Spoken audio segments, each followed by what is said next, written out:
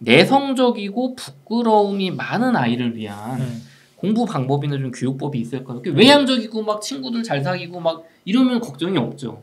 또 우리 아이는 이게 소극적이고 내성적이고 부끄러움이 많다. 내가 봐도 멘탈이 좀 약한 것 같다. 네. 어떻게 이런 아이 멘탈 강철 멘탈로 어릴 때부터 키워줄 수 있을까요?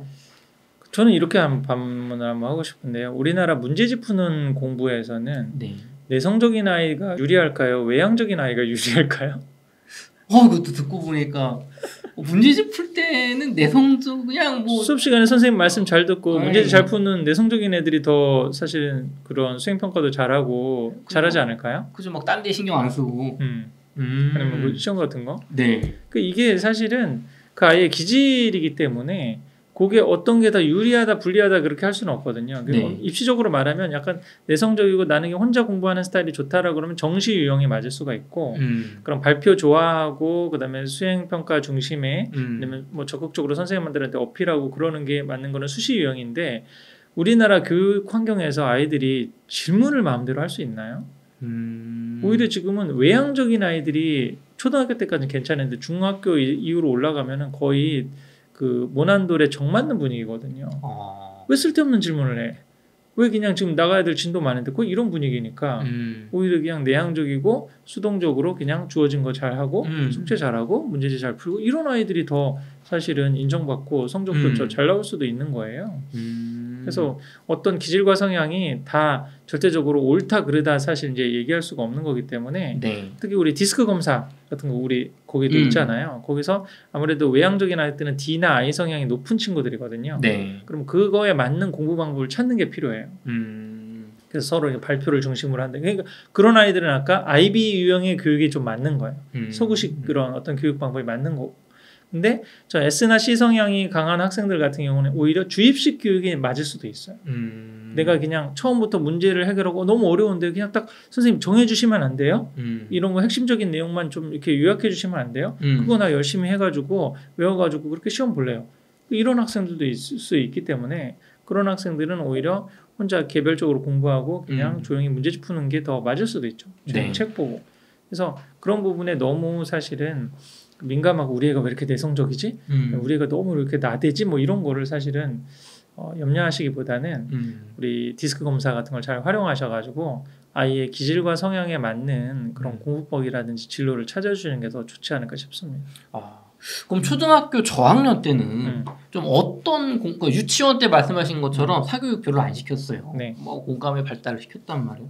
그럼 이제 초등학교 가서 뭐 저학년 때는 뭐 어떻게 해야 되나, 사교육을 시켜야 되나 안 시켜야 되나, 아니면 뭐 똑같이 하던 대로 유치원 때처럼 뭐 해야 되나, 또 이거 좀 정해줬으면 하는 좀 그런 마음이 있거든요. 그래서 사실은 원래로는 어떤 정해진 딱 로드맵이 있다라고 얘기하기는 쉽지는 않은데요. 네. 저는 유초등 저학년 때는 가장 중요한 게 이 인문학 지혜독서 같은 걸 통해서 언어적인 능력을 기르는 게 굉장히 중요하다고 생각하거든요. 언어적인 능력. 예, 많은 뭐 대화 같은 거를 좀 하고 뭐 질문하고 대답하고 또 어른들하고 소통하고 친구들하고 소통할 수 있는 걸 좀 기르고 좀 하나를 대더라도 제대로 된 인문고전 텍스트를 슬로우 리딩이라는 방법이 있거든요. 다독으로 많이 읽는 게 아니라 같은 책을 계속 반복해서 읽는 거예요. 예를 들어 사자수학을 10회 독했다. 명심보감을 10회 독했다. 이런 식으로 하면서 한 책을 계속 반복해서 깊이 읽는 거죠. 그런 방식으로 해서 최소한 그걸 공부하면서 언어적으로 그러니까 국어 단어라든지 한자라든지 영어라든지 뭐 그런 부분에 있어서의 어휘 능력과 언어적인 능력. 요즘에 이제 강조되는 게 문해력이라고 그러잖아요. 네. 단순히 글자가 있는 거를 해석하는 게 아니라 이거를 뜻을 파악해서 행동으로 이어질 수 있는.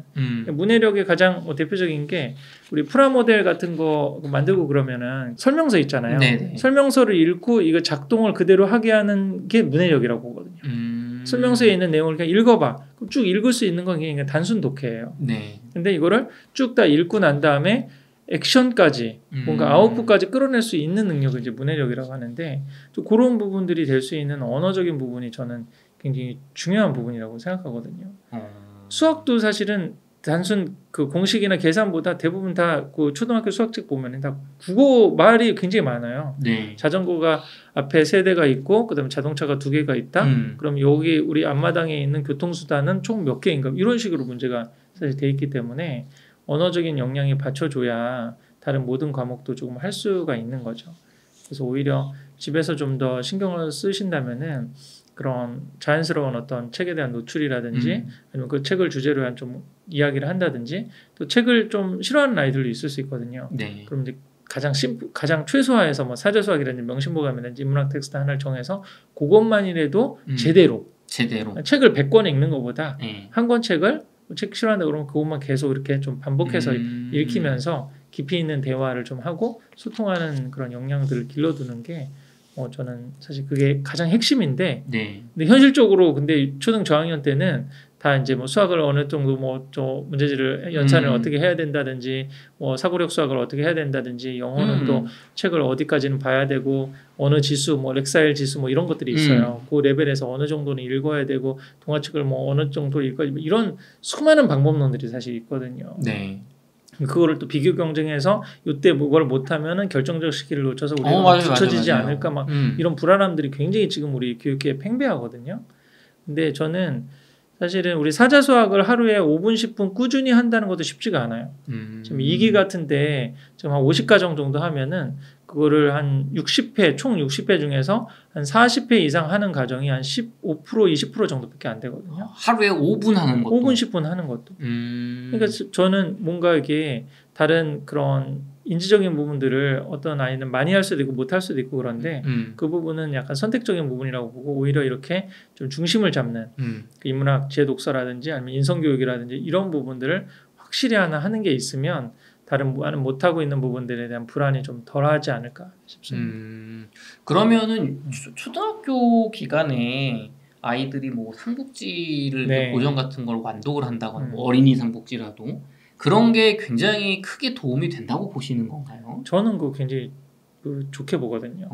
그래서 그게 사실은 이제 그림책을 보고 결국은 그림이 점점 없어지고 글자만 있는 책으로 가는 거고 결국은 그 글자만 있는 책을 읽을 수 있는 능력이 문해력이고 본인의 사실은 인지 능력이에요.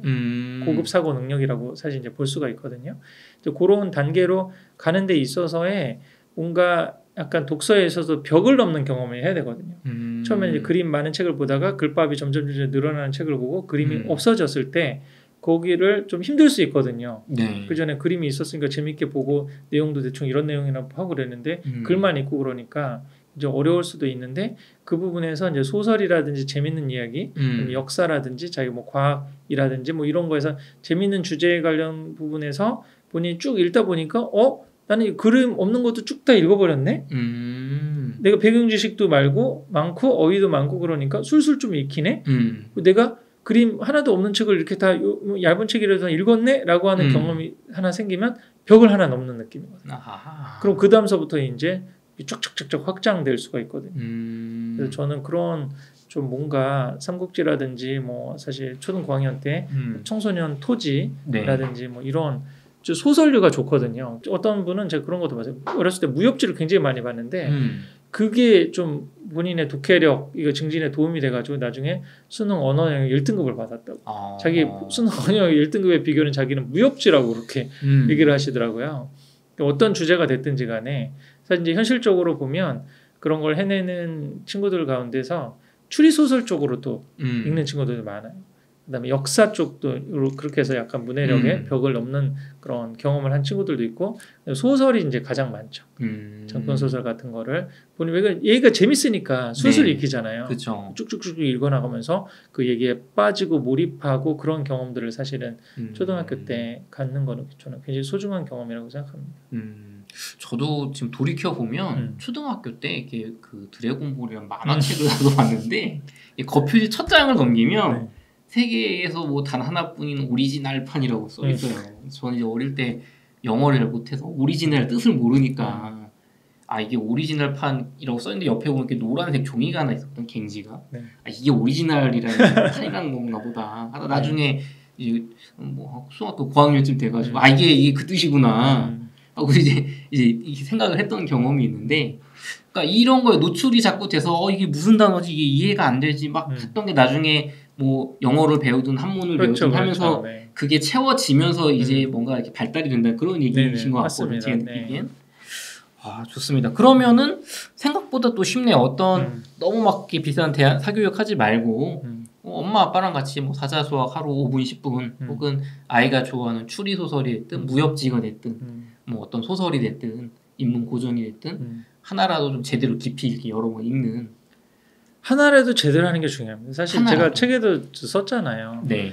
모든 아이들 상위권 아이들은 국영수 사과 다 할 수 있는 인지 역량이 됩니다. 네. 근데 대부분의 평범한 아이들은 사실은 아까 인문학 지혜 독서 아니면 국어 본인이 좋아하는 소설책 아니면 역사책 하나 아니면 과학책 하나 그거 하나를 읽을 만한 역량밖에 인지 역량은 되지 않고 다른 역량들이 많은 아이들이 있거든요. 모든 아이들한테 다 국영수 사과를 90점 이상 정도로 맞게 사실 인지적으로 밀어붙이니까 지금 이렇게 아까 엎어지는 애들이 사실 나오는 거거든요. 그래서 본인이 좋아하고 재밌는 주제에서 네. 글을 읽히는 목적이 뭐냐는 거예요. 본인이 사실 왜 살고 어떻게 살아가야지에 대한 그런 어떤 좀 지혜를 얻을 수 있거나 아니면 본인이 관심 있는 주제가 있어요. 나중에 뭐 경제를 공부를 한다든지 뭐 기술을 공부한다든지 뭐 그렇게 했을 때 그거에 관련된 책을 읽고 네. 그 지식을 바탕으로 해서 뭔가 의미 있는 활동을 할 수 있는 그 역량이 필요한 거잖아요. 그렇죠. 그래서 그런 역량을 길어주면 되는 건데 그게 다 교과서에 아니면 커리큘럼으로 짜진 그 모든 교과 과정을 다 해야 될 필요는 없는 거잖아요. 어떻게 보면. 근데 지금 우리가 이제 제도권 교육을 대부분 이제 다니는 상황이니까 그런 상황에서는 좀 지혜롭게 전할 필요가 있다고 보는 거죠. 국영수를 전체로 A를 받을 아이다. 그럼 네. 전 과목을 다 커리큘럼대로 열심히 할 필요가 있어요. 근데 그게 벌써 아닌 것으로 인지 역량이 나오는 아이라면 저는 국어라도 제대로 하자. 아니면 역사에 관심이 있다면 역사라도 제대로 하자. 아니면 과학에 관심이 있다면 과학이라도 제대로 하나 본인이 꽂히고 할 수 있는 거 하는 게 더 좋지 않을까 싶다는 거죠. 알겠습니다. 작가님 초등학교 고학년 때 말씀해 주신 것처럼 이렇게 너무 과도한 사교육도 시키지 않고 해봤는데 성적이 잘 나와요. 네. 뭐 다 국어, 영어, 수학 다 A 맞고 90점 맞고 얘가 공부 이제 잘하는 걸로 소문이 났어요. 그러면은 이제 중학교를 진학을 할 때 네. 뭐 학군지를 이동해야 되나 뭐 중학교는 어떤 기준으로 선택해야 되나 고민이 될 것 같아요. 네. 공부를 잘하는 초등학교 고학년 아이 입장에서 중학교 뭐 선택 고민 어떤 기준으로 해야 될까요? 저는 우선 학군지나 아니면 사교육 고민이라고 한다면 가장 큰 가이드라인을 드리고 싶은 거는 본인의 가정의 경제 형편에 맞게 하시는 게 좋겠다라고 생각이 들거든요. 만약에 경제 형편이 돼서 만약에 비학군지에 살았는데 아이가 굉장히 성적을 잘하고 또 그런 아이들 같은 경우는 학교에서 막 얘기를 해줍니다. 얘가 여기 있을 애가 아니라고. 네. 지금 이 지역에 있는데 거의 여기서는 뭐 항상 1등하고 우리 학교 대표로 해서 뭐 경시대회도 나가고 그다음에 영재원으로 선발되고 뭐 그러는데 뭐 형편이 되신다면 좀 도시에 학군지로 가셔서 그렇게 공부를 해보시는 것도 괜찮다고. 사실 부모님들도 이렇게 얘기를 해주시는 선생님들이 이렇게 얘기를 해주거나 아니면 뭐 학원을 다녀보고 그래도 얘는 좀 우리 동네에서 다닐 애가 아니다 뭐 이런 얘기를 하는 경우가 상당히 많거든요. 뒤집어 놓고 얘기하면 그런 얘기가 안 들려온다 그러면 거기 있어도 되는 애인 거예요. 그렇군요. 네. 그냥 뭐 선생님이 얘는 뭐 그냥 평범하고 그냥 착하고 뭐 잘 생활하고 있어요. 그럼 거기서 계속 사실 중고등학교 다녀도 되거든요. 근데 그런 애를 무리하게 막 데리고 가서 경쟁이 심한데 경쟁을 시키거나 뭐 이런 게 뭐 여러 가지 견해가 있습니다. 그게 이제 그런 자극을 받아서 잘 될 수도 있다 뭐 그런 견해도 있는데 제가 입시적으로 보기에는 사실은 별로 입시적인 성과는 나지 않을 거다. 그렇게 오히려 와서 중하위권이 될 가능성이 더 많다라고 사실 이제 보는 거죠. 그래서 가정 형편에 맞게 해서 어느 정도 그 여력이 된다고 그러면 학군지에 가서 좀 경험해보는 것도 괜찮습니다. 그래서 제가 그런 옮기는 원리를 우리 그 전에도 한번 얘기를 했잖아요. 뭐 여기 비학군지에서 바로 대치동 뭐 이렇게 가는 것보다 중간 단계를 좀 거쳐가는 게 좋다라고 하는 거죠. 좀 준명문 학군지에 가서 거기서 또 1등 도장 깨기식으로 약간 이렇게 옮겨보면서 경쟁력이 있고 또 공무원이 테스트를 해봤더니 준명문지로 갔는데 뭐 초등 고학년에서 중학교 1, 2학년 때 갔는데 여기서도 뭐 최상이다. 네. 고등학교도 그러면 한번 학군지로 가봐도 되겠네. 뭐 특목자사고를 좀 안 갈 상황이라면은 대치동이나 목동 같은 뭐 중계동 같은 수준으로 가도 되겠다라고 생각하면은 또 아까 공무원이 테스트를 해서 그 정도 고등학교에 가서 최상위권 1등급을 받을 가능성이 있다. 그러면 그렇게 옮겨보는 것도 한 가지 방법이고요. 근데 경제적 형편이 안 돼. 네. 무리를 해야 돼. 막 전세 자금 대출도 받아야 된다든지 아니면 월세로 또 뭐 들어가야 된다든지 막 이런 어떤 상황이고 사교육비도 감당이 안 된다라고 하는데 아이가 굉장히 공부를 잘한다 그러면 그 안에서도 여러 가지 가능성이 있거든요. 우선은 중학교는 그 지역에 있는 중학교에 가서 거의 전 과목 A를 받으면서 최상위 성적을 유지해가지고요. 영어, 과학이나 뭐 수학 같은 걸 잘하면 그 지역에 있는 과학고등학교를 가면 됩니다. 제가 또 그런 전략도 많이 말씀을 드리는데 서울 수도권에 있는 과고를 가는 것보다 뭐 충북과고나 충남과고 뭐 이런 과고를 지방에 있는 과고, 강원과고 뭐 이렇게 가는 것도 저는 괜찮은 전략이라고 얘기를 하거든요. 네. 그 안에서도 학생 수는 훨씬 더 적기는 하지만 과잉사 교육이 좀 일어날 가능성도 좀 적고 나머지 또 대학 진학률 같은 거 보면 서울대, 카이스트, 포항공대 어느 정도 다 또 진학률이 나오는 그 모습이 보여지고 또 수시로 카이스트나 뭐 포항공대 대부분 수시로 가기 때문에 네. 그런 실험을 하는 거라든지 과학 특성화 교육을 한 교육관이 인정을 받는 좀 그런 상황이니까 그렇게도 좀 갈 수가 있고요. 그다음에 또 굉장히 이제 탁월한 학생인데 뭐 고등학교까지 남아서 만약에 그 학생이 그 비학군지에 있다라고 그러면 서울대 지역균형 선발 2장의 TO를 받을 가능성이 상당히 많이 있습니다. 본인이 멘탈만 잘 받고 또 수능 체제를 맞출 수 있다면 네. 마찬가지로 또 이 1등급을 최상위급 1등급을 유지할 수 있는 학생이라면 수능 체제만 맞추면 인서울권 탑10 대학도 학생부 교과 전형으로 갈 가능성도 많이 생길 수가 있거든요. 네. 그래서 그 안에서 조금 형편이 안 돼서 계속 그 지역에 있어야 된다 그러면 그런 전략도 써볼 수 있고 또 면학 분위기가 사실 염려가 될 수가 있잖아요. 그렇죠. 고등학교 가서 공부를 안 해요 여기. 네, 여기는 뭐 거의 공부 안 하는 분위기다 그러면 중학교 때 거의 최상위 정도 성적을 받으면 전국 선발하는 학교 중에서 뭐 민사고나 외대부고 같은 경우는 전국 선발 자사고인데 학비가 굉장히 비싸거든요. 거의 2천만 원 1년에 뭐 그런 가까운 그런 그 미국 영미계 보딩스쿨 같은 그런 수준이에요. 근데 그런 학교 말고 공주 한일고라든지 공주 사대부고라든지 뭐 이런 학교들이 있어요. 네. 그리고 전국 선발하는 그런 학교인데 시골에 있고 일반고거든요. 일반고이기 때문에 학비가 일반고 수준입니다. 그리고 기숙사비 정도만 내면 되고 즉 최상위권 학생들인데 그렇다면 그런 학교에 가서 그러면 그 학교는 또 내신만 선발하기 때문에 별도의 사교육을 많이 받고 이렇게 뭐 면접 대비를 해야 된다든지 그럴 필요도 없거든요. 그리고 좀 떨어질 만한 가능성이 있으면 사실은 성적을 알려주고 또 그 응시검사를 반려해주고 또 그런 배려도 해주기도 해요. 그런 학교들에서 그런 것들을 한번 활용해 볼 수 있는데 단 이런 좀 학교의 전국 선발 그런 자율고 일반고에 갈 때 주의점은 이 학교에 가는 학생들은 거의 전국에서 전교 1, 2등 하는 학생들입니다. 그렇기 때문에 그 고등학교 영수 선행이 어느 정도 되지 않은 상황에서 가면은 내신이 굉장히 불리할 가능성이 수시로는 거의 못 가고 정시로만 그래서 수능을 봐서 정시로만 가야 될 그런 가능성도 있으니까 좀 비학군지에서 자기 페이스대로 좀 공부를 하면서 영수 선행을 틈틈이 좀 해볼 필요가 있어요. 동영상 강의를 좀 활용한다든지 방학 때 같은 데는 뭐 학군지에 와서 학원을 다녀보는 것도 괜찮아요. 그래서 여기서 이런 공부들을 하는구나 라고 하는 그런 감을 잡고 난 다음에 최소한 어느 정도 영어 수학만큼은 공부 기초를 좀 닦아놓은 다음에 고등학교에 좀 올라가야 최소한 중간 이상을 하면서 그 학교에 가서 좀 일시적인 성과를 낼 수 있는 그런 길들이 열릴 수 있다고 생각할 수 있습니다. 그러면은 중학교 혹은 고등학교 때 그 가정 형편에 맞춰서 뭐 아이도 공부를 굉장히 뛰어나게 잘하고 경제적 여력이 된다면 학군지에 가도 되지만 그렇지 않다면 지금 계신 그곳에서도 저렴한 비용으로 말씀하신 영어, 국어, 영어, 수학 요 정도 선행만 조금 학원 하는 식으로 해서 얼마든지 이렇게 명문대를 갈 수 있는 길이 있다. 충분히 기회가 있습니다. 오히려 사실은 그 학군지 쏠림 현상이 너무 심하기 때문에 그쪽에서 기회가 열리는 거거든요. 그래서 그런 열리는 기회들을 좀 잘 활용을 해보시면 전략적으로 또 좋으려고 생각합니다. 그럼 우리 집이 좀 부모님이 이렇게 자금적 여력이 부족해서 우리 아이를 학군지에 못 보내서 뭐 이렇게 미래를 깎아 먹었다 이런 걱정은 안 하셔도 되는 거겠네요. 저는 부모가 무지해서 아이들의 인생을 망치는 게 지금 현재의 교육 상황에서는 나오기 힘들다고 보거든요. 충분히 사실 그런 거를 배려해주고 또 뭐 대학 전형에서도 해줄 수 있는 여러 가지 기회들이 있거든요. 그래서 가장 이제 교육 여건이 안 좋은 데가 농어촌 지역이잖아요. 그래서 농어촌은 농어촌에서 이 아이가 중고등 6년을 다녔다, 읍면단위에서 6년을 다녔다라고 그러면 그 농어촌 전형을 정원 외로 따로 뽑아줍니다. 만약에 서울대 정원이 3,000명이다. 그럼 정원의 2% 해서 60명 정도는 농어촌 아이들만 경쟁해서 가는 거예요. 정원 외로. 다른 그 정원 내에서 수능이나 뭐 이렇게 하는 게 아니라 그 안에서의 그 내신이라든지 아니면 수능 최저 뭐 맞추는 조건들 맞춰가지고 이렇게 가는 거기 때문에 경쟁의 카테고리가 다르거든요. 우리 네. 아파트 분양에서 신혼부부 특공이라든지 다자녀 특공 이런 거 있잖아요. 네. 그런 식으로 해서 일반 분양 말고 이렇게 따로 떨어지는 것처럼 네. 그런 개념이거든요. 그래서 그렇게 기회들이 주어지는 거죠. 그런 교육적으로 좀 낙후되어 있는 부분들에 대해서 나름대로 우리 그 한국 사회에서 배려하는 그런 부분들이 있습니다.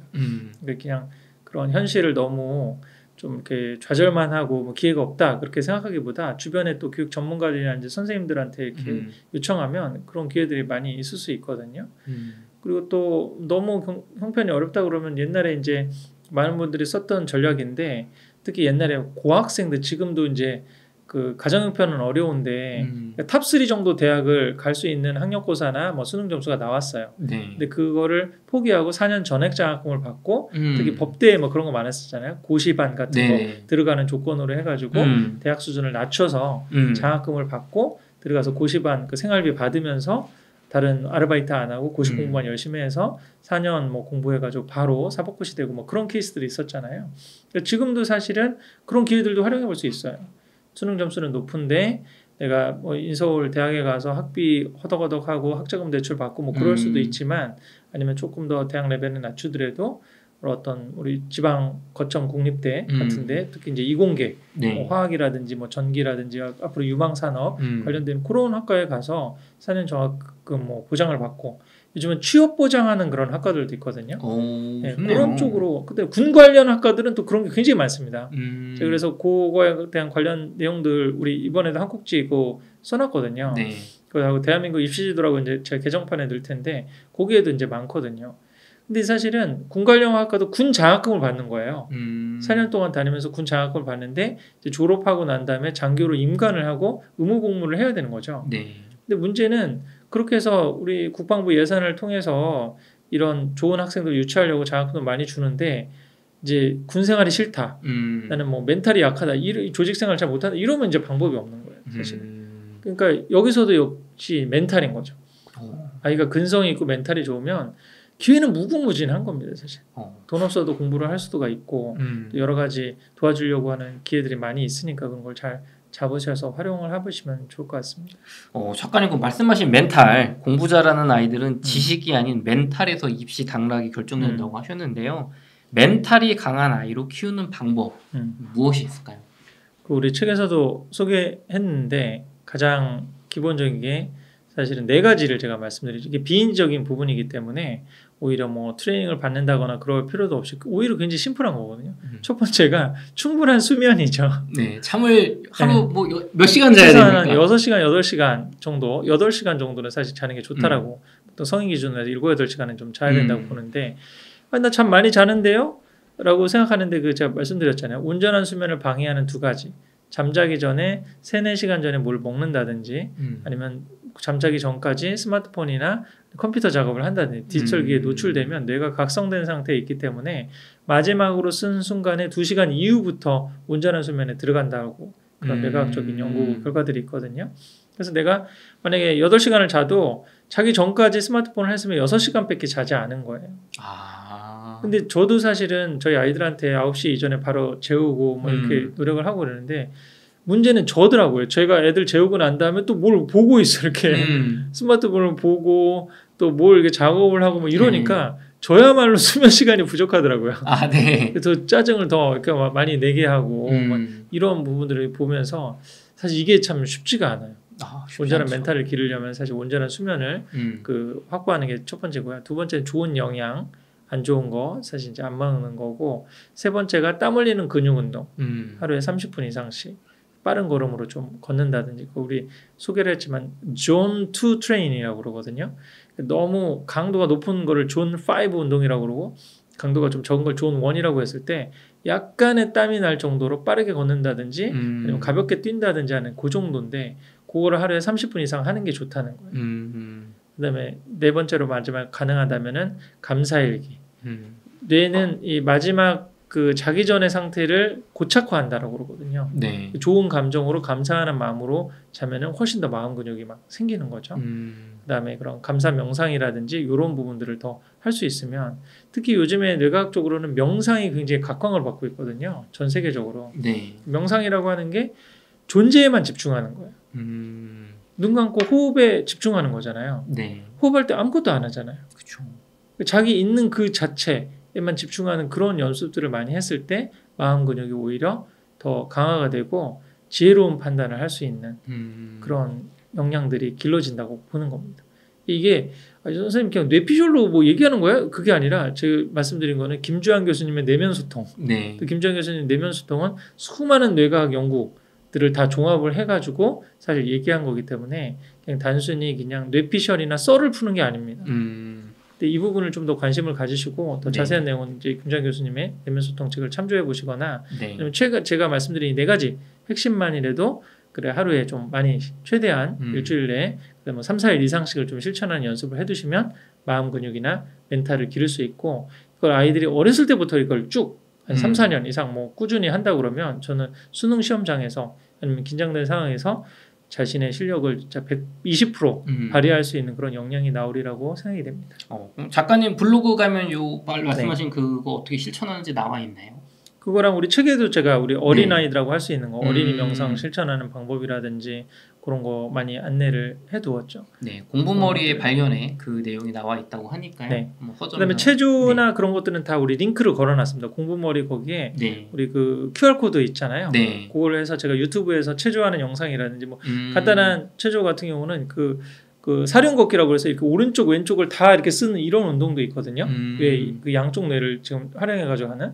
그다음에 건강 스쿼트라고 해서 숨 들여 마시고 숨 내쉬고 하면서 스쿼트 300개 정도 해가지고 면역력도 기르고 또 그런 자연적으로 그렇게 몸에 집중하다 보면 명상이 되거든요. 운동 명상 할 수 있는 그런 것도 제가 다 그 QR 코드로 링크를 걸어놨으니까요. 그런 거 한번 참조해서 아이들과 한번 실천해 보시면 좋을 것 같습니다. 네. 이렇게 해서 공부머리의 발견의 저자이신 심정석 소장님을 모시고 이야기를 나눠봤습니다. 저희 영상에 그 학부모님들 궁금하신 부분 질문 댓글 주시면 다음에 또 소장님 모시고서 그런 부분을 또 질문 드려보도록 하겠습니다. 작가님 긴 시간 동안 수고 많으셨습니다. 네, 감사합니다.